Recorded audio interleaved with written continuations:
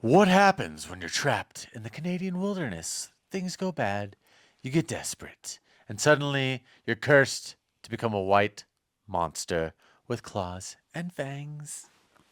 You become the Wendigo. Wendigo! The Wendigo. And your winter suddenly becomes everybody else's problem. Because you're nasty, you're sick, and you're gross. Tonight, we're diving into one of Marvel's most brutal but awesome creatures. It's the one that really touches dear to my heart after some trips to Wisconsin. It's very nice. It's beautiful. And we had better plans for this Scary. episode. But it's episode 30, and we did not do any of those plans. We just went to Wisconsin and did none of it. But the Wendigo, monster, curse, X-Men menace, Hulk throwdown champion, and a folklore that goes deep into the past, way beyond comics themselves.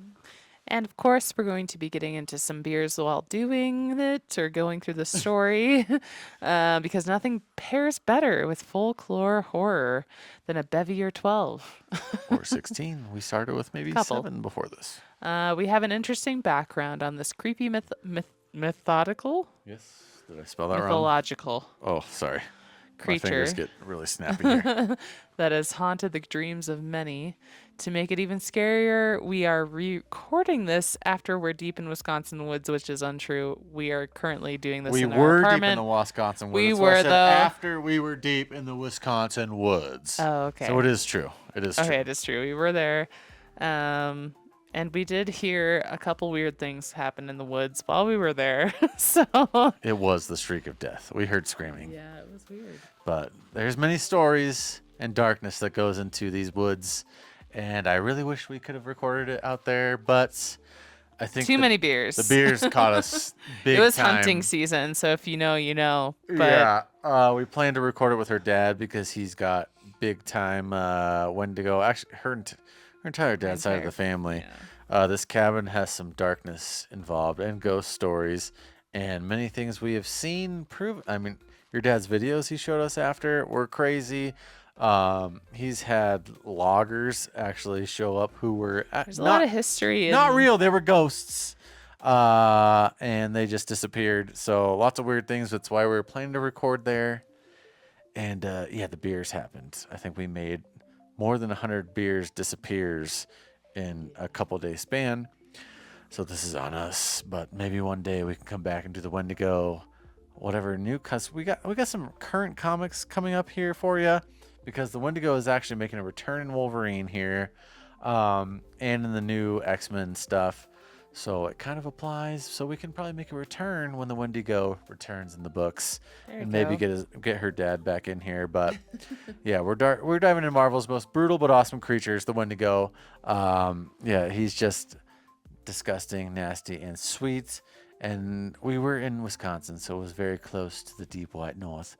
We were in winter, Wisconsin. literally winter, the town. So not the most north, Wisconsin. but we were very close to where it all began, and we may not have shit our pants when we did hear some screams in the woods. Probably a rabbit getting murdered by an owl or something, but it happened, Who knows? and it's creepy out there.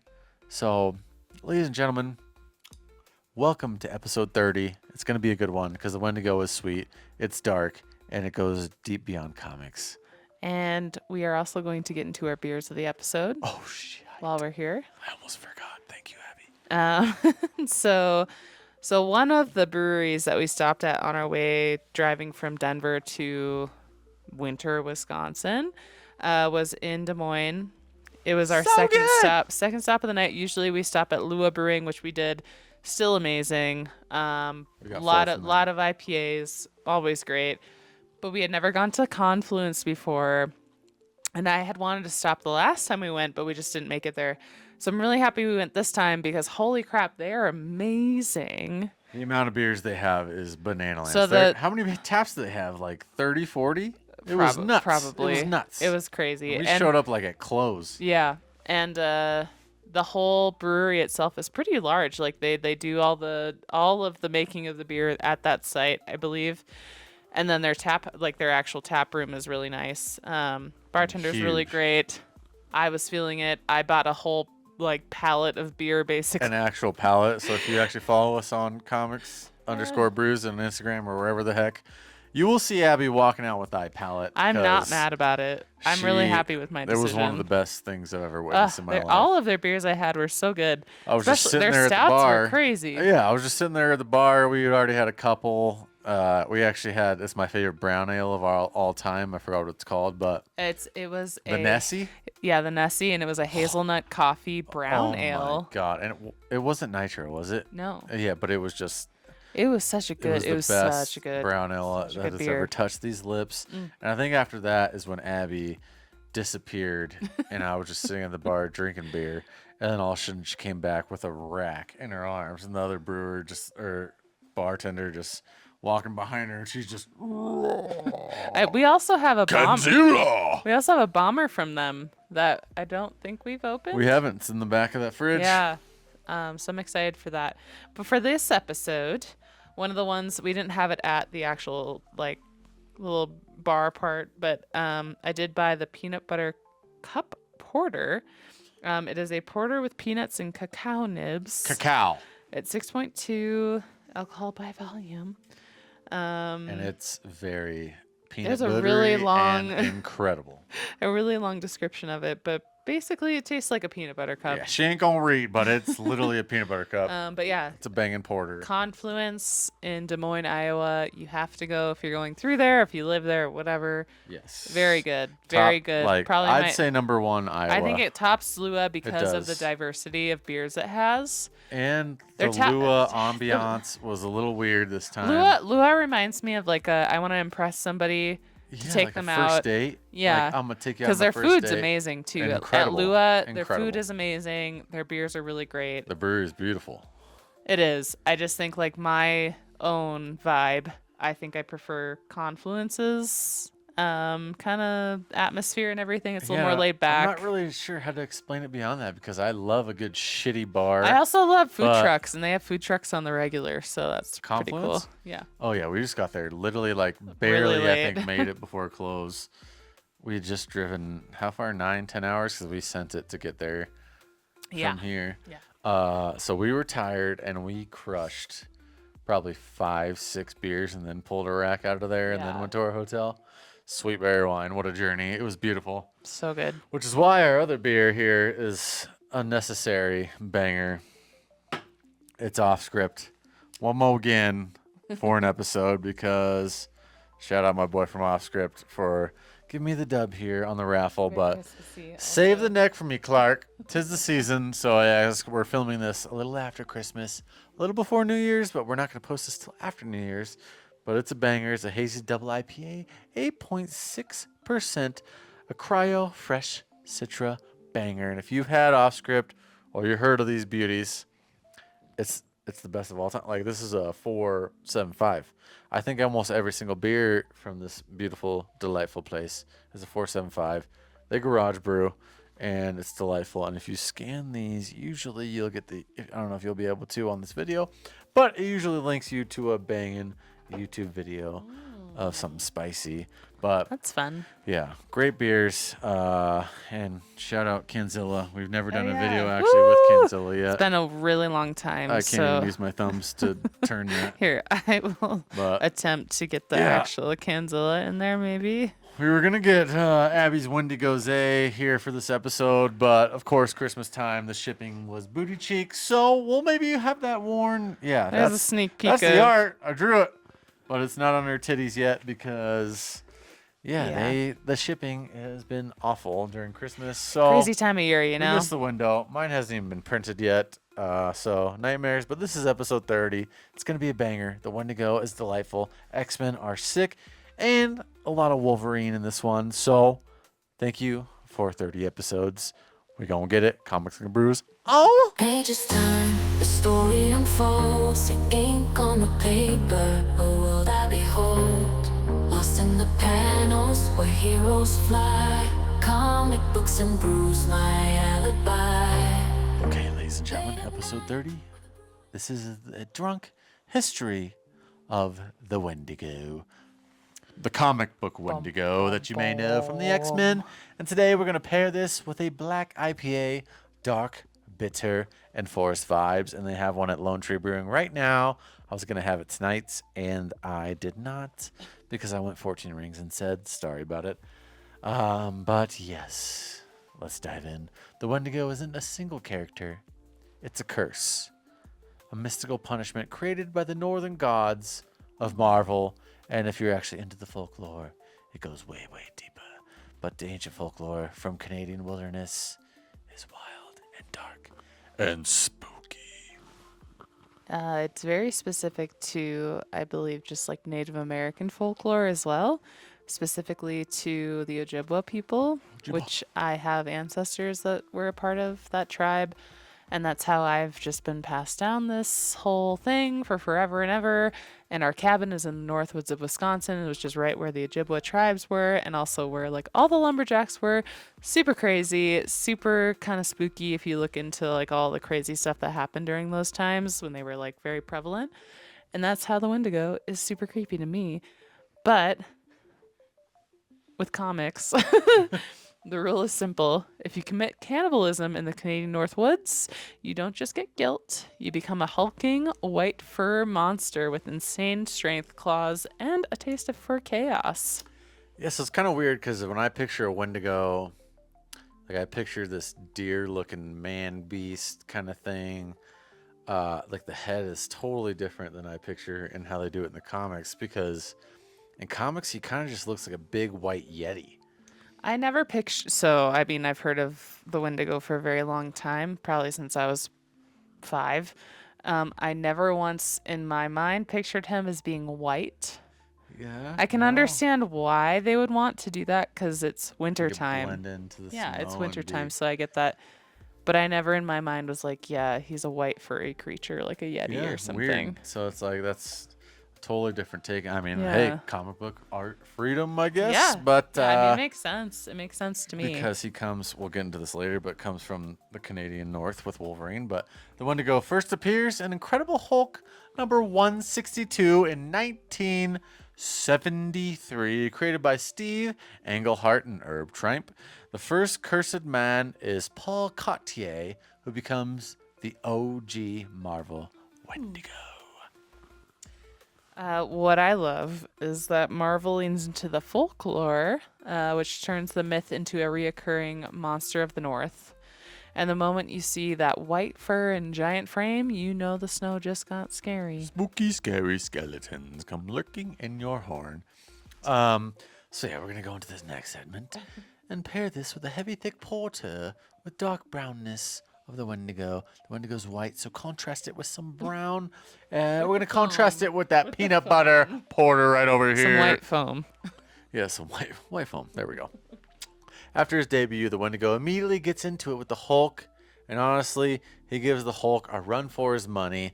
Their first big throwdown is in Hulk number 162, and it's a classic giant versus giant smash fest. These are comic books I wish I had, but I wasn't born in the 70s, and my parents didn't buy comics, so it's quite rattling because these are some just classic covers, and we're diving into what you all know is going to be the first appearance of Wolverine, and it's beautiful. Scheitzer!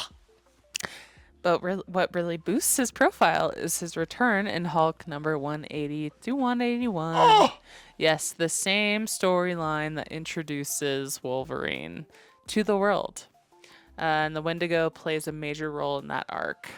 Yeah, so technically, Wendigo is part of the Wolverine's historic Makes first sense. appearance. Yeah, I mean, they're both from the Great White North in comic books, so it definitely makes sense. And collectors everywhere know that these are the must-have books. And it's a sad day for me, once again, to realize I have none of them because I'm a peasant and I didn't grow up then, and I just don't have the shekels to afford them. But maybe one day when this comic book podcast has 9 million subscribers, when I'm dead. Dramatic. But then the Wendigo pops up again in Uncanny X-Men number 139 to 140. The snowbound arc where Wolverine, Nightcrawler, and the X-Men go hunting the Wendigo in the Canadian wild. Winter horror perfection. Da-na-na, da-na-na, catch the Wendigo. But yes, there's many Wendigos in this storyline. It goes deep, it goes dark, and it gets crazy. But we're gonna go into segment number 3 here, and we're gonna pair this with sour monstrosity because sour beer is great, and the Wendigo actually gets quite sour at many times because as we get later down the line of his history here, he kind of gets little whoop, whoop, whoop, whoop, whoop, whoop, whoop. He's kind of cute, he's kind of nice, he's kind of sweet, and then he gets spicy and will eat your brains. But here's where it gets fun. The Wendigo curse has affected many people. Paul Cartier, Jorge Baptista, Francois Latrigue, even whole packs and later stories. Whole packs. And the curse always manifests the same. Giant, white-clawed, indestructible monster with a frozen roar. But the humanity of each person underneath changes. Sometimes they're remorseful, sometimes they lean into the violence. Indestructible, digging through the rubble. We don't need no more trouble. In some arcs, government teams like Department H even try to use the Wendigo as a weapon because he's a lethal, nasty, white monstrosity beast. Very strong.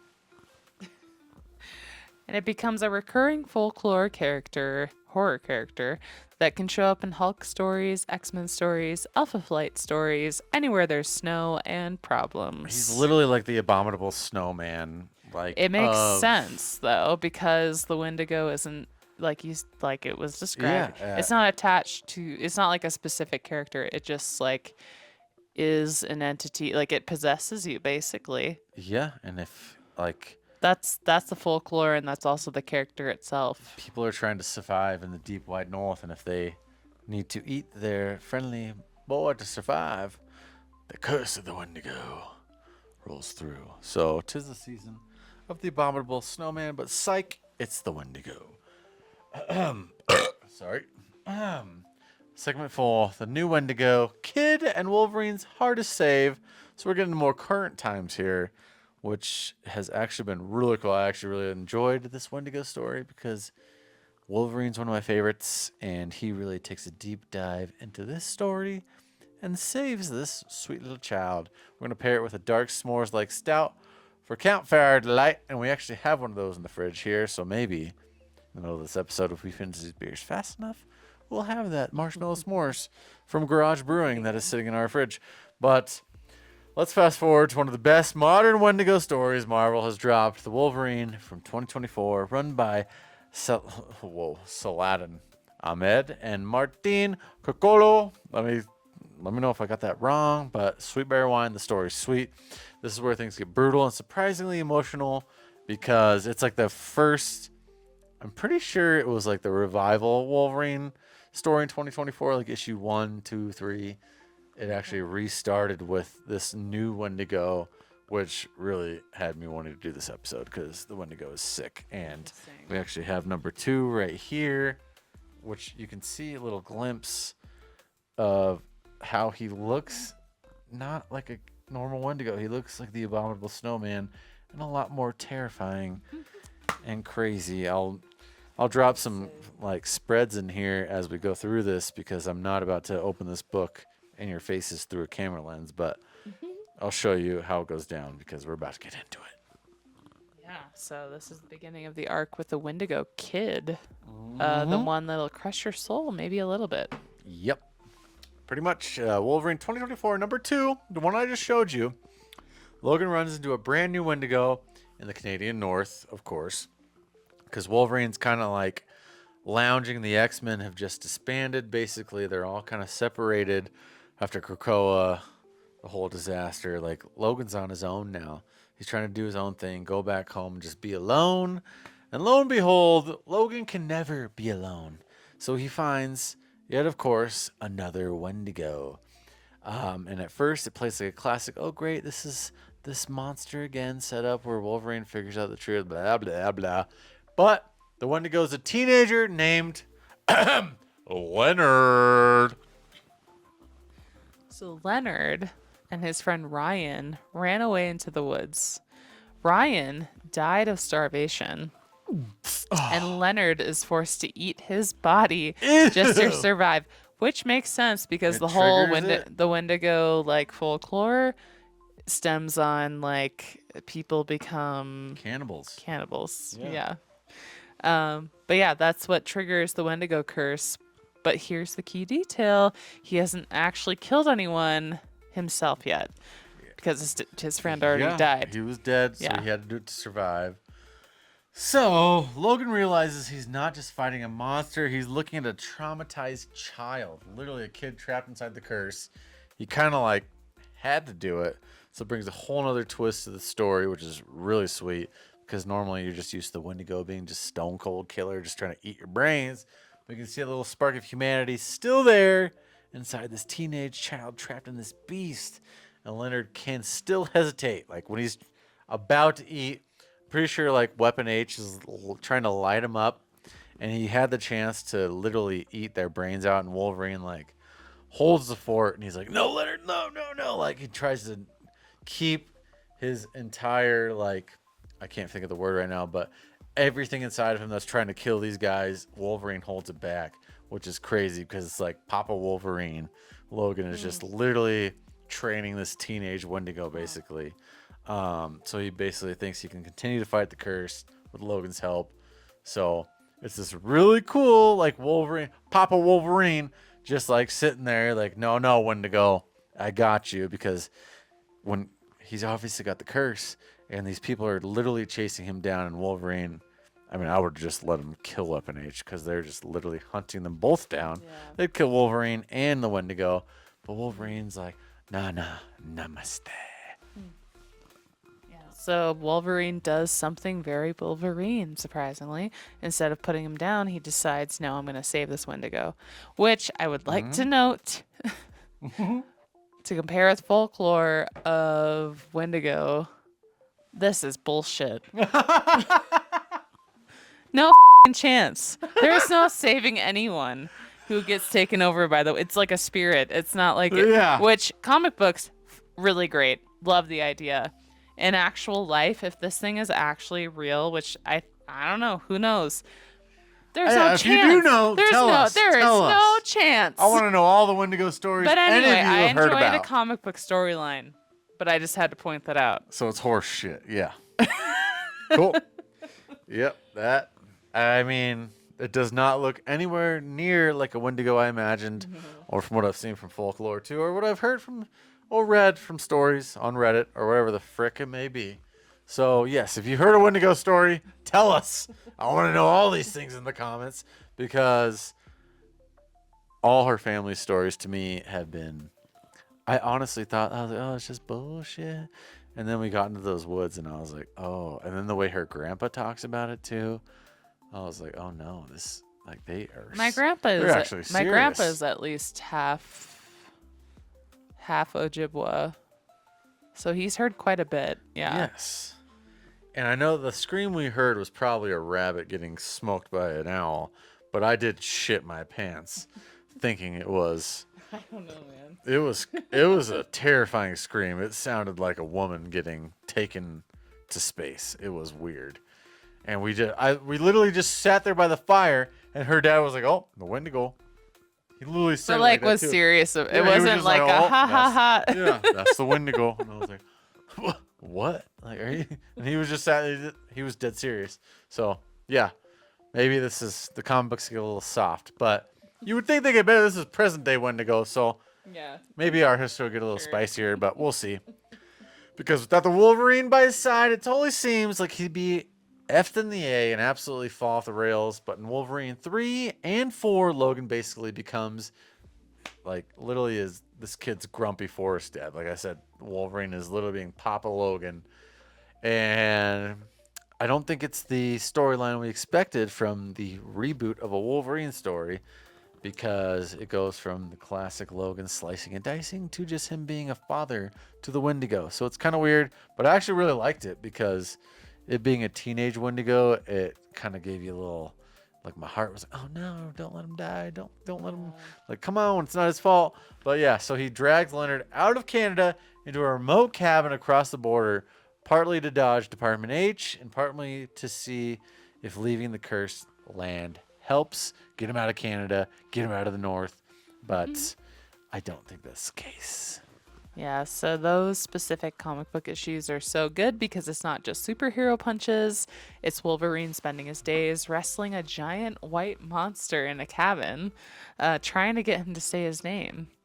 Leonard, you're Leonard, you're not just the Yeah, he Wendigo. literally was like, that was one of the biggest things for Wolverine was like trying to separate him too, because he's trying to separate the teenager from the Wendigo. So he's like, every time he's like, Wendigo, Wendigo. And Well, he that's like, the whole thing because it's like Wendigo, that they take over you, they yeah, possess so you. Yeah. that's what Wolverine's trying to separate. So he's like, no, you're Leonard. Good on You're Wolverine, Leonard. man. And he continues to, because whenever he gets all spicy, he's like, oh, Wendigo. Well, He's like, no, there's no no. Wolverine in the real life world. So You never know. There could be a midget out there in, maybe in Canada.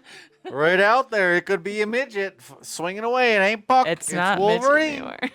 But yeah, keeping his humanity alive, barely. And Logan also is out there hunting non-human meat so the kid can eat like deer and other shit that's not humans, because that'll just keep the curse alive. But the narration basically says the more Leonard resists the hunger, the more it starts to fade, and even hints that the curse might be weaker outside of Canada. So Wolverine might be on the right track here. It's messed up, but kind of beautiful. Wolverine's whole life is trauma, obviously, and bad choices, obviously. So, of course, he sees himself in this kid who did something horrible just to survive, which he had to do it to survive. Wolverine has killed more people than anyone could ever know. He's slice and dice, but because, I mean, he's one of the most iconic X-Men of all time. And, yeah, I don't even know. Well, you can him- go into any storyline and he's just killing people. So him, but also I think that's why he cares. That's why he cares so much, is because He's stuck sees- with those he sees memories himself, of, though, his past. in this Wendigo kid, because he's like, oh my god, I see how you had to survive and I had to survive, and we're just like, Yeah, but this I don't is, need yeah, you this to is like just a go full teenager, though, evil. too. Yeah. He doesn't want him to continue to have all of that tacked on. And this is where you really feel the fight, the urge to like kill angle. Leonard is constantly on the edge because he's the Wendigo. All he wants is human meat. He wants to just crush your brains, eat him. He's kind of like a Venom, just like, oh, brains. But no, he's the Wendigo. He will just eat your entire body. But the hunger's there, the rage is there. But Logan keeps pulling him back, teaching him control instead of just slashing his problems to death. Papa Logan. That's my boy, Wolverine.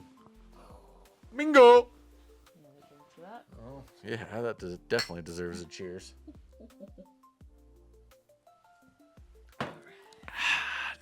So then we get to the big test in Wolverine 2024, number 8, which is also Legacy Wolverine number 400.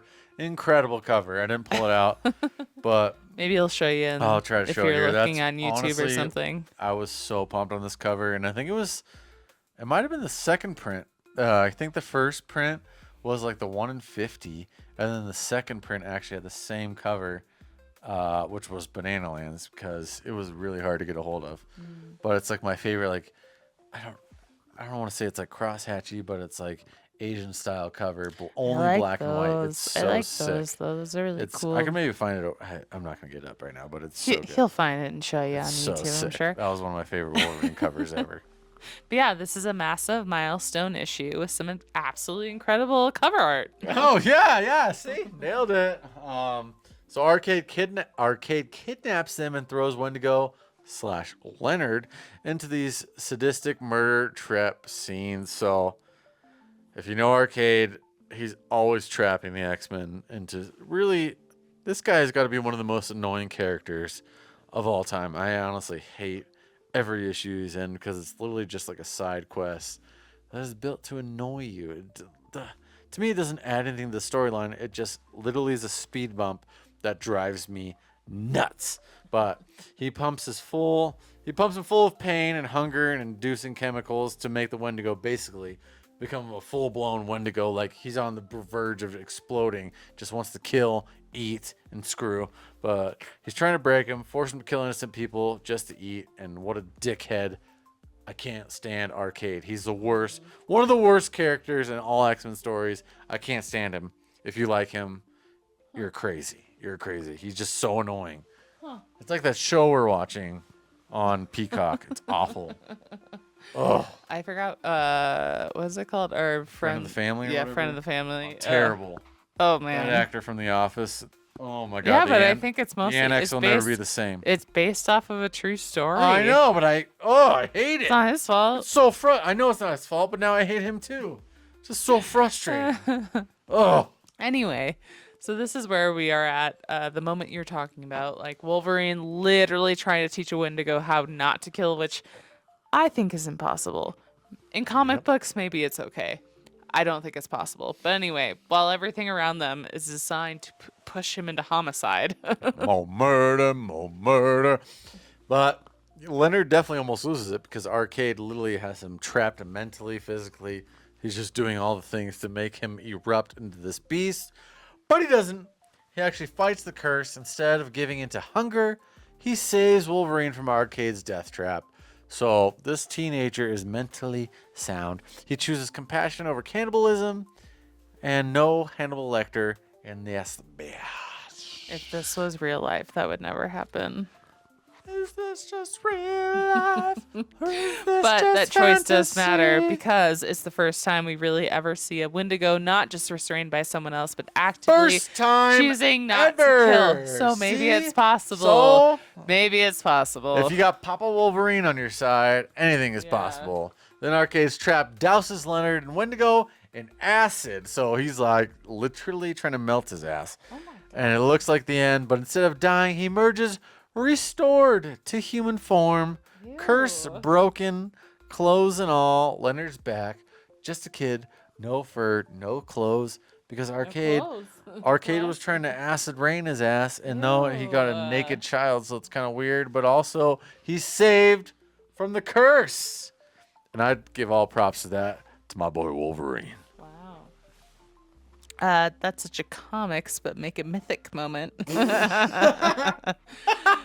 Wolverine didn't just beat the monster, he redeemed the person inside it, bringing the child back from quite a brutal battle. Quite brutal. Especially after this all starting from having to watch his friend die of starvation. Yeah, and he also still ate him, so disgusting. That's a memory that will never burn out of your brain. So, sorry, how are ya? That's disgusting. Yeah.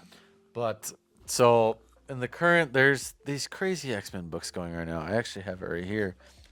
This is a different one, but The Age of Revelation. So these books right now, I just started reading it. So there's the Wendigo gets deep again. Marvel doesn't stop where we just said. An Age of Revelation era where we find out Leonard's story keeps going. In the last Wolverine #1, Leonard grows up and becomes the wonderful Wolverine, a hero in Vancouver, carrying on Logan's legacy. While Abby talks, I'm gonna see if I can try to find it if I have it. So yeah, so this kid who once ate his best friend to survive and turned into a Wendigo ends up being the next Wolverine, which is pretty wild. Here we go. Wow. And There that's he it. is. There he is. Bingo. That's #1. The last Wolverine. Here's #2. Get a better look at him. Wow. How are you? Because yeah, so actually, Warlock. That's a whole nother thing. So that's gonna take us on a whole other tangent. But that's #3. So there's 2 Wolverines in the story. You can see them fighting. So the Wendigo is fighting actual Wolverine because the real Wolverine is used as a weapon by I'm Warlock. confused though, because I thought like the Wendigo curse left him. So how is he Wolverine? Exactly. I haven't read it yet. So Okay. that's a whole history of a different Wolverine that might not need an entire history, but maybe that's for the shorts because yeah, he's fighting the real Wolverine here. Okay. Yeah, so it's crazy. So retroactively makes this arc one of the most important Wendigo stories ever. It's not just like a Wendigo shows up, eats, kills, bingo, bango, but kid becomes Wendigo. It's a teenager, just literally freezing in the northern, and Wolverine saves him. He did just eat his friend. Let's not forget that. Teaches him to fight hunger of eating humans. Yep, let's not forget that either. Breaks the curse. He was also trapped in Arcade's little trap there, which Arcade is the most annoying person on the planet. And the kid eventually becomes a hero in his own right. He becomes a Wolverine. So if you've read it, let me know. I'm about to read it. I just started this Age of Revelation stuff. And it seemed I actually was going to unsubscribe because I'm too many X-Men books. Did not want to get involved in that. But it actually seems like it's going to be really good. I read the first one, Cyclops. It sounds like his mind has been transported from the current. So annoying how they do this, but it actually made it make sense for me because it's like the last X-Men book. His mind was here. They transported his mind into like 10 years into the future, and it was sick. So if you were on the verge of not reading or subscribing to Age of Revelation, give at least the first few issues a sprinkle because it was really good. Like the way they woke up Cyclops and they let him know that like 10 years of his life had passed. I was like, oh shit. And then the way they explain why they did that and Warlock and all of that and Arakko, Warlock's wife, and how she yada yada yada. I won't say anything else, but it actually made sense to me. So now I'm not mad that I subscribed to almost every single one of them. So read Age of Revelations because maybe the Wendigo is going to be good, but the entire X-Men storyline is really good. Yeah. So if you're a Wendigo fan or a Wolverine fan or just into tragic monster redemption arcs, you have to read Wolverine 2024. You always number have to 2 read to 4, Wolverine. and number 8. Then follow it up with the last Wolverine number 1. Wolverine should just always be on your pull list because it's one of the best books of all time, every time. Wolverine loves whiskey. He loves beer. He loves riding hogs. And he loves slicing and dicing. He's a good character. There's nothing like it. And I guess that'll take us into our 5th segment here, Monster Moments and Big Fight comic book hunts. So we're going to tell you the books you need to hunt down for the Wendigo. We're going to try to close out with like key bangers here. So you can just like go through your comic book shop and see if they have any. These early ones, probably not so much. But Good luck buying them. yeah, Some of because them. I probably don't have Some of them. any of these early ones, but we're going to pair that with an Imperial Red Ale because you're going to be blood smoked fighting people off for these books if they have them for cover price. Hulk number 162, first appearance, first brawl. Okay, and then there's Hulk number 180 to 181. The Wendigo storyline overlaps Wolverine's legendary first appearance. I will never have that book unless someone donates it to my taint. Uncanny X-Men number 139 to 140, the classic Wendigo hunt. And then, wow, we got some Spider-Man up in here, number 8 through 9. Perceptions arc. The Spidey plus Wolverine team up to solve murders blamed on the Wendigo. I have not read those, but those sound delightful, and I think I actually have them. But Sabretooth open season 1 through 4. Sabretooth actually hunts a Wendigo through Canada. So that's sweet. Modern arcs show packs of Wendigos and even magical attempts to break the curse. That actually sounds awesome, and I might have to go buy that because I have not read those. Sounds great. And I don't know. Your dad would like that, actually. Interesting. The Sabretooth hunting down a pack That of would Wendigos. be really cool, yeah. Just a pack of human eaters. Gross. Hear that, Jimbo? Jimmy! Jimmy! So, and also modern arcs show packs of Wendigos and even magical attempts to break the curse. Yeah, that's what I just said. Oh. Thank you. Oh, yeah. Well, I thought you said the Sabretooth one. I said both. Oh. Okay. He's not just a punch fest character either. Some writers really lean into the tragic side. Yeah, he is really tragic. So Human tragic. trapped inside a monster body. Some stories even explore attempts to cure the curse. I mean, Wolverine did it, so hey, how are you? Which sometimes succeed, sometimes go horribly wrong, but I think the only one who do it right is your boy Logan. The man is the GOAT. The GOAT. And of course, anytime that the Wendigo shows up, it's visually iconic. White snow, white fur, red blood, chaos. Chaos. Just kiss. So, the Wendigo is a lot more than just comic books. I would love to go deeper into this history with Abby's family's history and just anything with the Ojibwas and what they know. I'd love to hear your grandpa's story, your dad's side. We wanted to do that while we were out there, but like I said, Too many beers, beers. for everyone. when you actually show up to winter Wisconsin and you just are in the woods, I mean, it's time for beer. Deer. And that's what we did. season There is weren't not. no deer because it was too warm this year, but there were bear. And so, yeah, we did stay up till 5 a.m. sipping them beers, singing some dirty rap songs, minus the dirty rap songs. But if you ever heard the song, "Give Me a Cold Beer, Sarah." By the Saris. Look them up. I want another beer, Sarah. You should go. It might not be on iTunes, but It might we be. can maybe send you the download link if you want to hear the song. Cold Beer Sarah Let me by a the cold Saris. beer, Sarah. It's a banger, and we listened to the entire album because it was that good. Or it could have been the Curse of the Wendigo making us listen to it. You'll never know. But so yeah, what the Wendigo represents is survival gone wrong, punishment. Just it's not your fault. Basically, it's a monster within you that you can't control. Nature's reclaiming humans. So, I mean, that could be a lot of things. That could be the Wendigo. That could be aliens. Who knows? And the cost of desperation. So it's like this teenager had to eat his friend, and in turn, got the curse. So it wasn't his fault. You never know what you're gonna get. But he got the Wendigo and got smoked. But the Wolverine was luckily able to save him. Unlike the Rams tonight, who got smoked by the Falcons.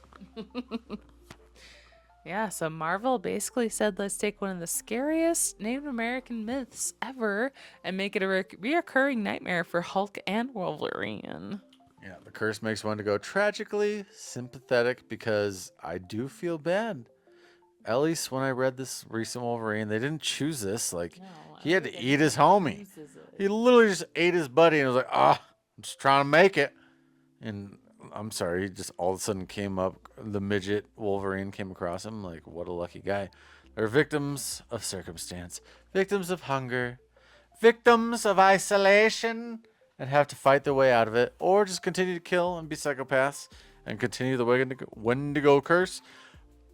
Sorry, but the Wendigo I know is the creepiest of myths because I swear to God, when I sat there in the woods, I was terrified. Anyway, at our cabin, we have this little valley that kind of goes. It's a little creepy. Oh yeah, they have a Wendigo Valley. It's called Wendigo Valley because like no one ever wants to go down there.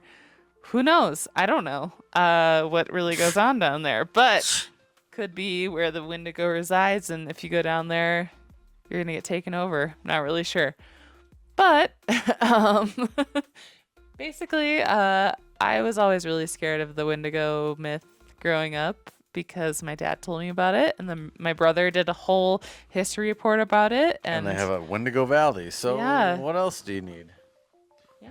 But I wish they would do a Marvel Red Band on strictly the Wendigo. Like, we need a Wendigo book itself. I don't think they've That'd had be really cool. an actual series of the Wendigo, because they would do a Red Band version and maybe make it like more true to the folklore of what people know. Yeah, because That it's would be it could so just like it could cool. last a long time too because it's not like it's tied to a character. It like No. could hop between people and like whatever. Yes, But yeah. which is what would make it so awesome, and just go horror style with it. Like, that would be, I think that would be an incredible movie, because I feel like when they, Yeah, I wonder if there are any movies that kind of when I think base of like the themselves around that. MCU, I like New Mutants wasn't really an MCU movie, but I feel like they kind of tried to make it darker in a way. But there's no like horror movies when it comes to DC or Marvel or any comic book movies.